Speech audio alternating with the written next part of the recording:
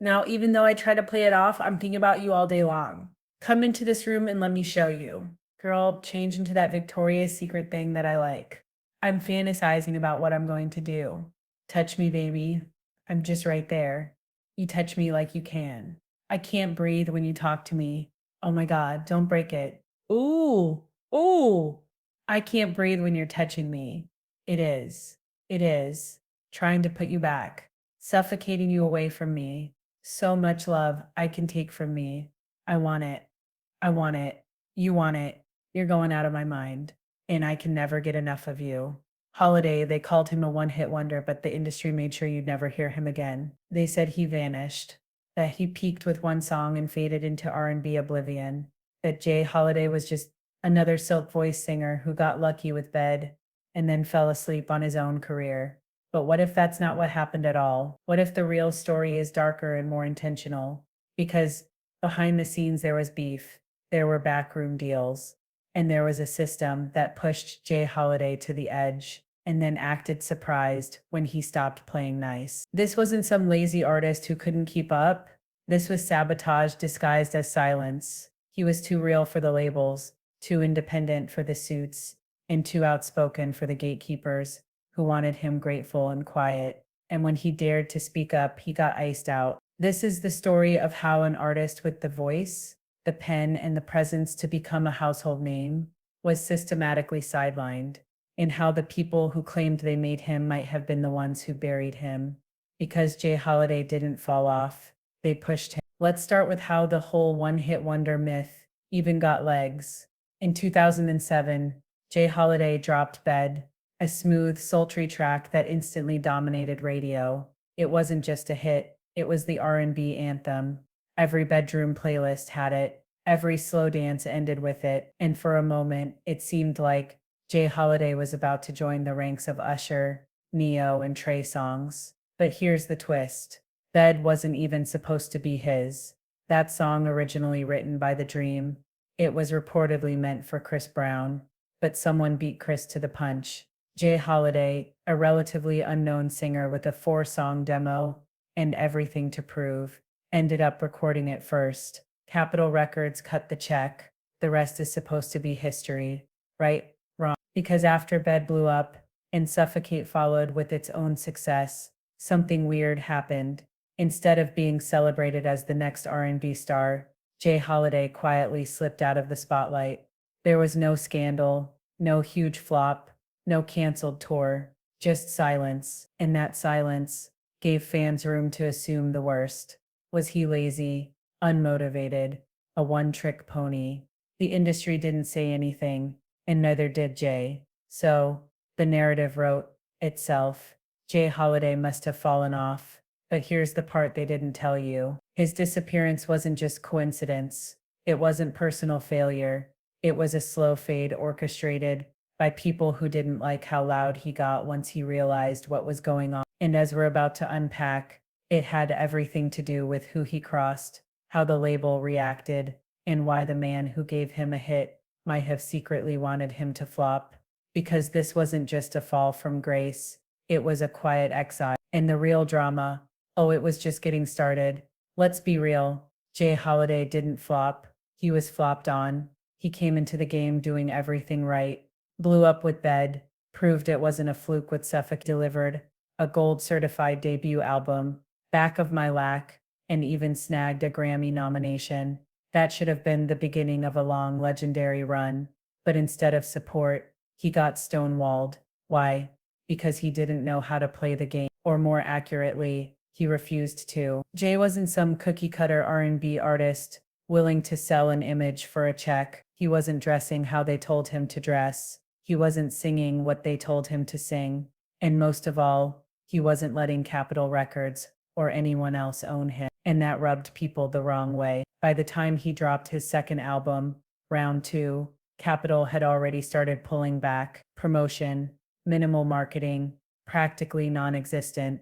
According to Jay, they even refused to pay for the album's photo shoot. He had to cover it himself out of pocket. And why? Because he asked too many questions. He pushed back too hard. He made it clear he wasn't just some industry puppet. So, they responded with silence. with budget cuts, with shelving projects, and playing games with his career. He was labeled difficult, but what they really meant was uncontrollable.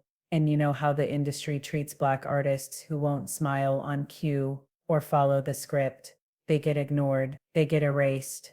Jay Holiday wasn't failing, he was being phased out. And the kicker, while all of this was happening, the very person who gave him his biggest hit was quietly starting to feel some type of way. Because in this business, success can make your friends feel like enemies, and one hit can turn into a loaded weapon when the wrong people feel uncredited. Which brings us to the dream. Okay, so let's talk about the real elephant in the room. The man who wrote Bed, handed it to Jay Holiday, and then years later acted like Jay owed him his entire career. At first, things seemed cool. Dream and Jay had worked in the same building. They knew each other. There was mutual respect. Dream even publicly vouched for him in early interviews, calling him a good kid and acknowledging their shared grind. But once Bed blew up and the spotlight started to shift, the tone changed. Suddenly, Dream was throwing shade, telling people he made Jay Holiday, making backhanded comments that sounded less like mentorship and more like a man who didn't like watching someone else shine with his pen. And here's where it gets messy. That record wasn't even meant for Jay. Behind the scenes, Dream had reportedly pitched Bed to Chris Brown first. That's right, Chris was supposed to have that hit, but when Capitol Records moved faster, cut the check, and handed the song to Jay Holiday, it became his breakout moment instead. So now, imagine how Dream felt watching this new guy become a household name off a track he maybe thought should have gone to his golden boy. Then came the petty drama. Dream wanted a public thank you. Jay didn't give him the flowers loud enough. And just like that, it turned from collaboration into quiet competition. Jay Holiday wasn't ungrateful. He never denied Dream wrote the song. In fact, he said he always gave him credit. But apparently, that wasn't enough, because Dream started acting like Jay was riding on his coattails, like he was lucky to even be there. And let's be real, when a powerful producer feels disrespected in this industry, that energy travels. Suddenly, people in the room start pulling back, meetings get shorter, calls don't get returned,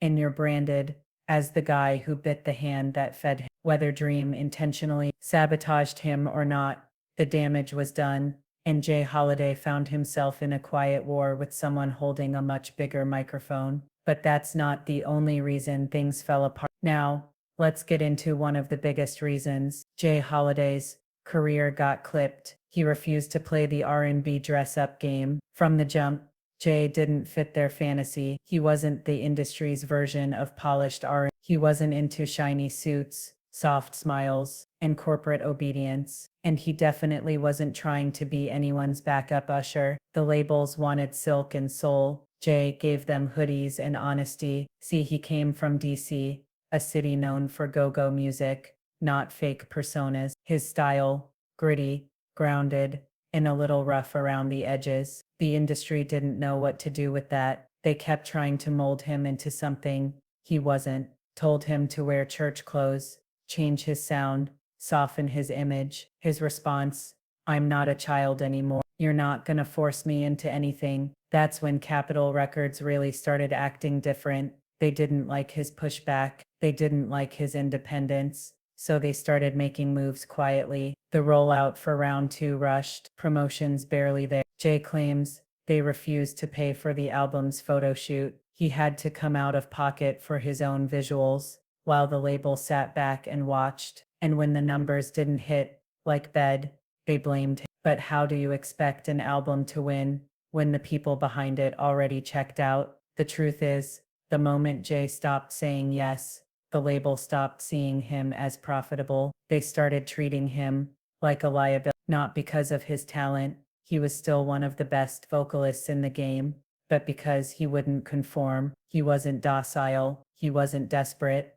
and worst of all, he knew his worth. And in this business, that's the fastest way to get ignored. But even after they clipped his wings, Jay wasn't done. He had more to say, more to sing, and he wasn't about to let a label bury him alive. So he went independent and dropped one of the rawest albums of his life. By the time round two dropped in 2009, Jay Holiday was already feeling the shift. Capitol Records didn't care anymore, at least not like they used to. The budget was thinner, the rollout was sloppy, the energy was off. It wasn't that the music wasn't good. In fact, round two had some of his strongest vocals, but the label treated it like an obligation, not an opportunity. And guess what? That energy translated. No major push, no massive promo, no investment. So naturally, when it didn't explode like back of my lack, they threw their hands up and said, "See, he fell off." But they weren't telling the whole story. Jay had already started funding things out of his own pocket just to get the album artwork done. He had to pay for his own photo shoot.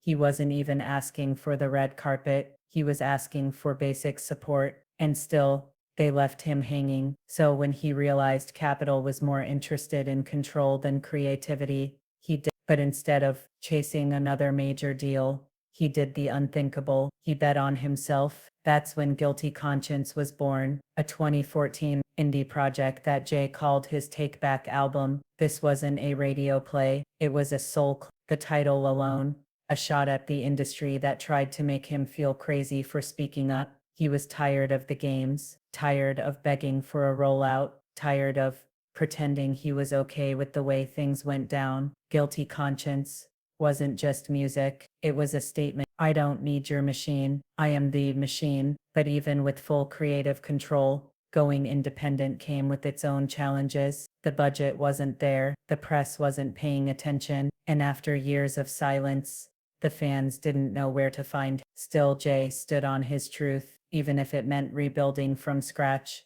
And just when he started to gain traction again, here came another problem. This time, it came with tour lights, controversy, and one very complicated co-star. So here's where things get uncomfortable. Fresh off his label drama and just starting to find his footing again, Jay Holiday took a major opportunity, opening for R. Kelly. Now let's be honest, back then, before the public reckoning, R. Kelly was still considered an R&B giant. Touring with him meant big audiences, major exposure, and industry respect, at least on paper. But behind the curtain, it was a whole different story. Jay said it best. He's a character, not in the fun way, in the I run the ship kind of way. Jay claims R. Kelly demanded respect from everyone around him, often crossing into manipulative territory. People bent over backwards to please him, whether out of fear, fandom, or both. But Jay wasn't built like that. He made it clear from the jump.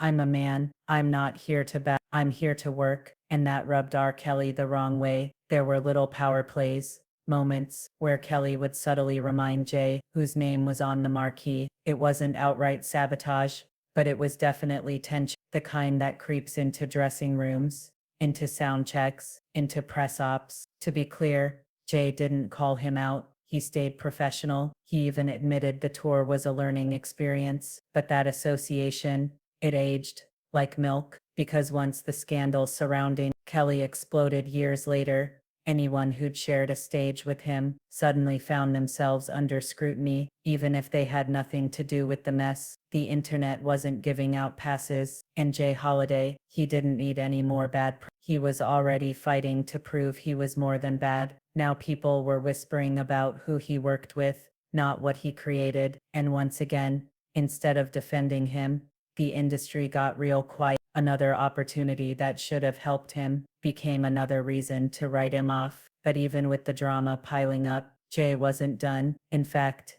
he was about to go viral again, just not the way he hoped. Let's talk about that moment. Jay Holiday was nominated for a Grammy, Best Male R&B Vocal Performance, for Bed, and while the category was stacked, the nomination proved he wasn't just some fluke with a catchy hook. He was respected, he was official. But when the award went to Mary J. Blige, the media barely blinked. Jay said all the right things, congratulated her, smiled for the cameras, but something felt off. That nomination should have launched his career into a new deals, bookings, maybe even a third single push, but instead it felt like the industry used him for a photo op and tossed him back into the pile. It's like they were saying, thanks for coming, now stay in your lane. And to make it worse, The whispers start. Is he difficult to work with? Is he ungrateful? Why didn't the dream get a shout out in his Grammy speech? That's when the doors really started closing. He was shelved by Capitol, sat in silence on Def Jam for years. Then, when he finally got his release, the industry moved on like he never existed.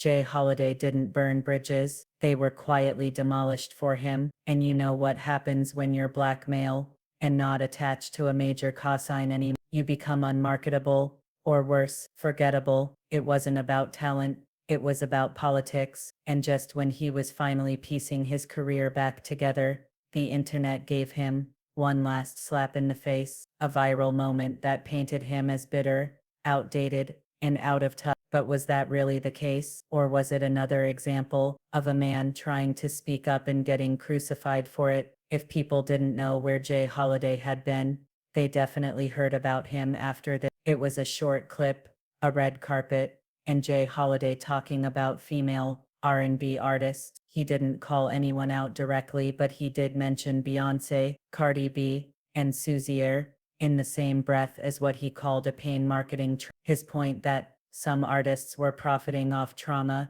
and dressing it up as empowerment, that maybe the music didn't always have to hurt to hit. Now, was it the wrong message number? Was it the wrong timing and tone? Oh, absolutely. Social media cooked him. Memes, clapbacks, threads, dissecting his entire discography. People were saying, "Who even asked you? Didn't you disappear like 10 years ago? Isn't this the guy who only had one hit?" Even Charlemagne, the god, gave him Donkey of the Day and dragged. He told Jay Holiday to get in the game or shut up, said he wasn't more talented than Mary J. or Sag, called him bitter. Was it harsh? Yes. Was there some truth? Maybe, but the response wasn't about the message, it was about who was saying it. Because here's the thing, if Kendrick Lamar had said that same comment, it would have been called poetic. If Drake said it, it would have sparked think pieces. But Jay Holiday, nah, he got labeled as the washed up guy from 2007, who's mad that women still win, and he admitted it hurt. He said flat out, "Y'all prove my point." The first thing people did was tear down a black man for speaking his opinion, but the damage was already done. That viral clip reinforced everything the industry had quietly been pushing for years, that Jay Holiday was stuck in the past, irrelevant, and bitter, and it overshadowed the truth that this was a man who had survived multiple label betrayals, industry pettiness, and a system that never fully embraced him, but still had something to say. He wasn't hating, he was hurting, and he was tired of being silent. But after all the chaos, after all the pushback, Jay Holiday didn't give up. Instead, he did what real artists do. When the world stops listening, he came back. Most artists would have tapped out by now. Grammy nominated, blackballed, publicly clowned, and written off by the same industry that once praised you. Yeah, most would have taken that as a sign to quit, but not Jay Holiday. Instead, he went back to square one, but this time, on his own. In 2013, he launched Holiday Music Group, his own label built around creative control, ownership, and loyalty. No more being told what to wear, no more waiting on budgets that never showed up, no more begging execs to care. He became the boss. And in 2023, he dropped a new single that changed everything, 25 to Life. Let's be real, the title alone was a statement, because being in the music industry, it felt like doing time, always following orders, always being watched, always punished when you push back. But this time, he wasn't doing the sentence for someone else's system, he was owning his story. He called the full album Time, and it wasn't just a comeback, it was a reflection, a reset, a reminder that Jay Holiday didn't vanish, he reloaded. The vocals were still crisp, the emotion still raw, and the message crystal clear. I'm not here to chase trends, I'm here to chase truth. He's been vocal about what went wrong. He doesn't sugarcoat the label, sabotage, the dream drama, or the industry hypocrisy, but he's also not stuck in the past. He's focused on on making music that means something, on proving that being written off doesn't mean you're done. It means you've got nothing left to lose. No middlemen, no filters, just him, a mic, and a second chance. Because if the industry tried to bury him, He just turned it into a rebirth. Jay Holiday's story isn't one of failure, it's one of friction, the kind that happens when talent meets a system designed to control it. He didn't vanish, he was muted, he didn't fall off, he was boxed out from Capitol Records, quiet sabotage, to Dream's ego-driven entitlement, to the viral moment that reduced his pain to a punchline. Jay Holiday's career has been a case study in what happens when a black artist refuses to be molded, managed, and muzzled, and yet he's still here, still writing, still singing, still owning his voice in an industry that once tried to erase it. So, next time someone calls him a one-hit wonder, just remember he had hits. What he didn't have was protect. And maybe the question was never where's Jay Holiday been? Maybe the real question is why did the industry work so hard to make sure you